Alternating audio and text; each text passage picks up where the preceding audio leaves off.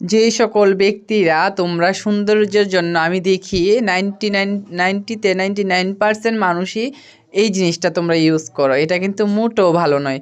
এই যে তোমরা সৌন্দর্যের জন্য পায়েতে কালো ধাগা বাঁধো, সেটা কিন্তু মোটেও ভালো নয়। অনেকে কি বলে যে কালো ধাগা বাঁধলে নাকি নজর লাগবে না, কিন্তু এই কথাটা একদম ফেক, একদম ভুল। যে ব্যক্তিদের শরীরে এই কালো ধাগা থাকবে তাদের উপর নেগেটিভিটি আসবেই আসবে।